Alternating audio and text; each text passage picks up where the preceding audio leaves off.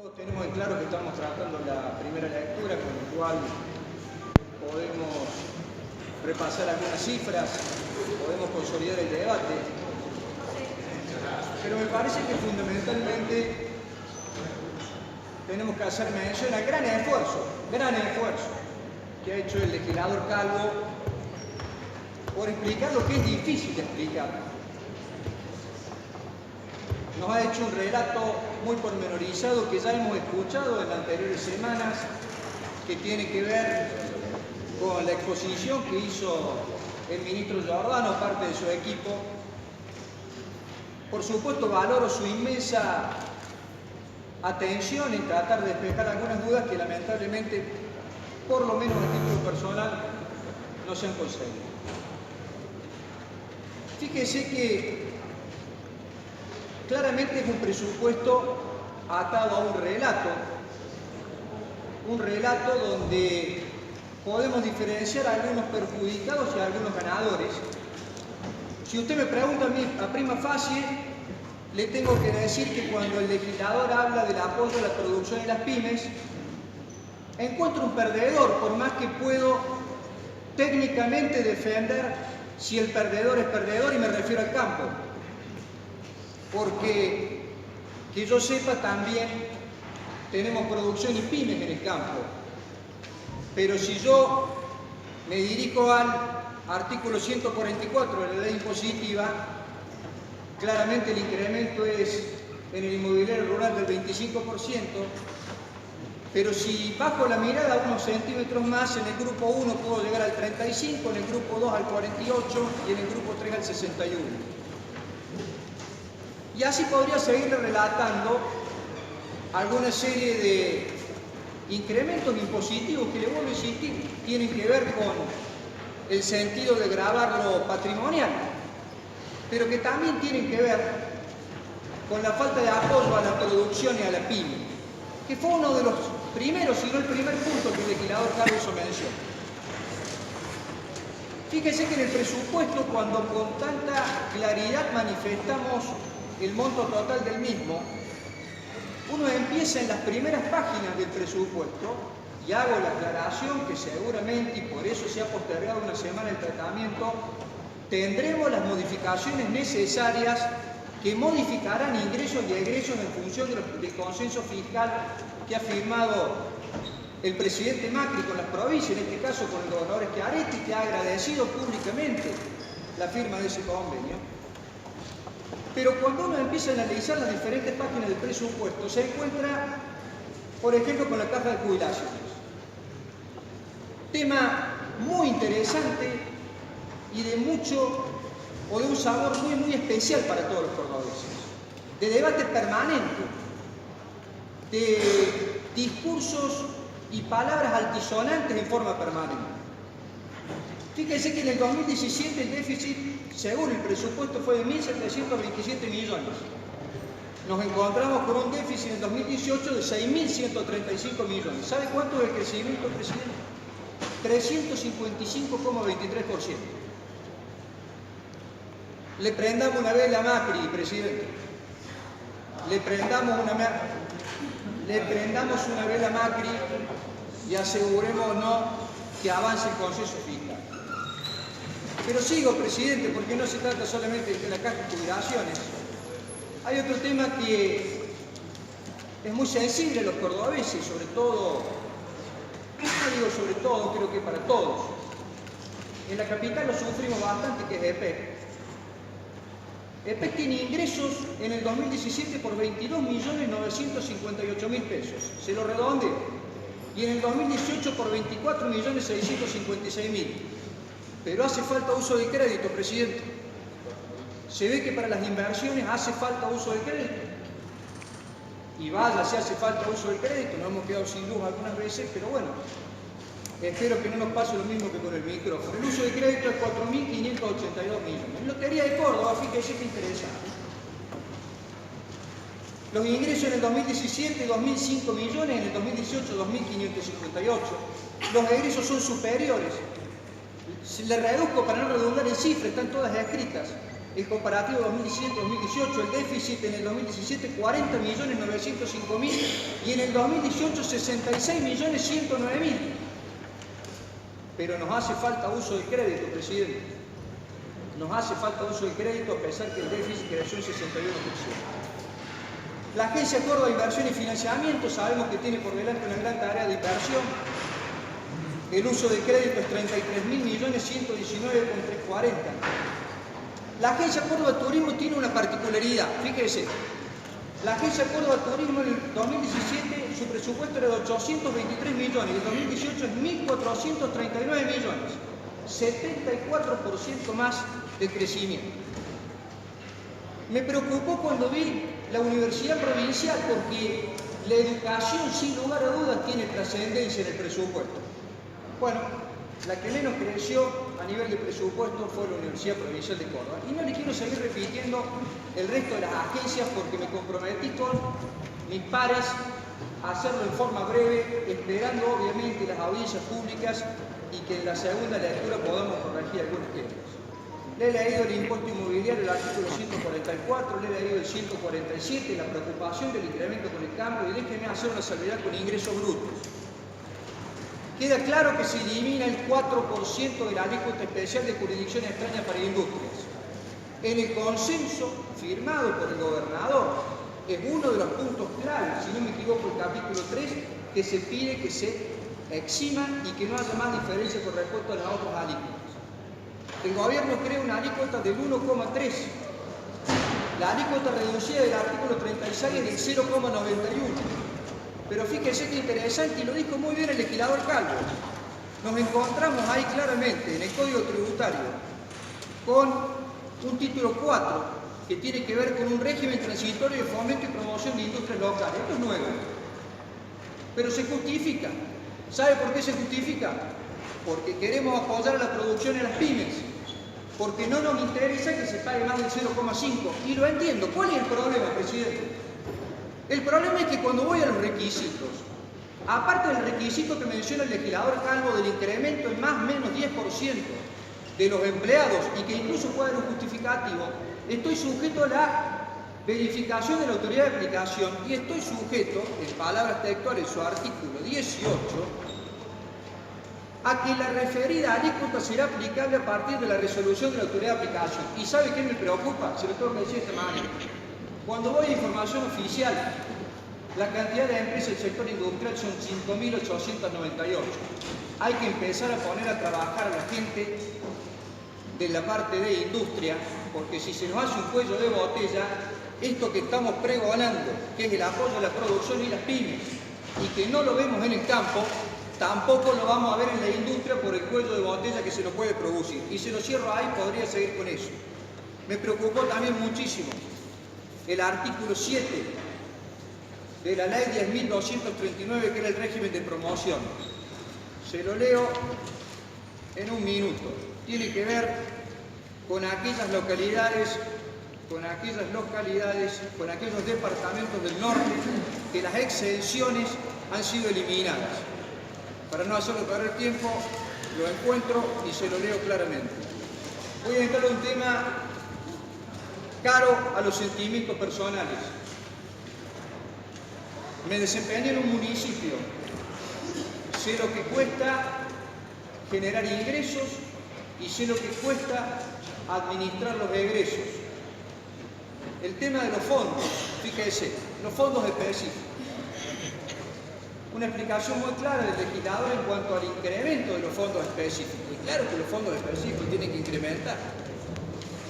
Los fondos específicos se tienen que incrementar y fíjese que el debate que se viene, presidente, es cómo compensamos la eliminación de impuestos a las ganancias y revalúo impositivo en el consenso fiscal. Porque claramente el artículo 2, inciso C del 8663 le dice que las asignaciones que reciba la provincia con participación federal y sus modificatorios de acuerdos financieros que se establezcan entre este y la provincia. Así que ahí tenemos un debate muy interesante que esta legislatura va a llevar adelante en cuanto a cómo compensamos a los municipios con ese consenso fiscal que se ha firmado. Ahora, la preocupación fundamental viene por compromisos asumidos con anterioridad a través de acuerdos federales. Los acuerdos que se habían comprometido en el 2016 entre la Mesa de Municipios y Provincia tenían que ver con eliminar los fondos especiales que se adicionaran al inmobiliario urbano y mantener para el 2017 y siguiente todos los fondos especiales que se cobren junto con el impuesto inmobiliario rural. Mismo monto que en el 2016. Nosotros nos encontramos sorpresivamente con que cuando uno analiza el presupuesto, le voy a nombrar algunos fondos, porque si le nombro todos, nos vamos a aburrir todos. El mantenimiento de red firme natural se incrementa del 2017 de 567 millones a 1.100. Rural para infraestructura y gasoductos de 889 millones 400. Fondo de ahorro federal 216,250. Fondo canalero 188,35. El más delicado, el que viene de ingresos brutos, fondo para el financiamiento de obras, 3.304, 4.365. Algo que el legislador Calvo no dijo. El fondo federal que va directo a las municipalidades para obras. Es un fondo federal que se devuelve. ¿Qué significa que se devuelve? Se destina a obras. El 25% subsidia a la provincia y el 75% se devuelve. Generosamente, presidente. En 36 cuotas generosamente se devuelve, pero se devuelve, no se participa. Fíjate qué interesante. ¿Qué diría el gran Pedro Portafría cuando hablábamos del federalismo de concertación? Cuando hablamos de las autonomías municipales. Por eso a veces uno intenta no referirse simplemente con grandes frases, sino que intenta que se genere una reflexión. Y muchos de los legisladores que hoy son pares en esta Cámara saben a qué me refiero porque provienen del municipio. Yo soy un orgulloso de pertenecer a una Cámara en la cual muchísimos han sido exintendentes y saben perfectamente lo que es peregrinar por una obra ante el gobierno provincial de turno. No personifiquemos, presidente. Le pasaba a Córdoba con la Nación, lo sufrió Córdoba con la Nación, lo sufrió Córdoba, pero no lo tienen por qué sufrir los municipios. Y fíjese cómo será la naturaleza de los fondos específicos, que cuando usted va al artículo 37 del Código del presupuesto, perdóneme, no del Código Tributario, del presupuesto, le queda claramente que todos los fondos específicos pasan a rentas generales y esto viene siendo año tras año, con lo cual la naturaleza del fondo específico queda absolutamente clara.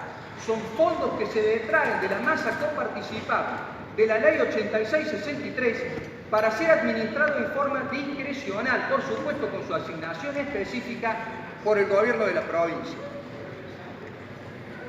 Si usted me permite, le hago algunas consideraciones más para no extenderme.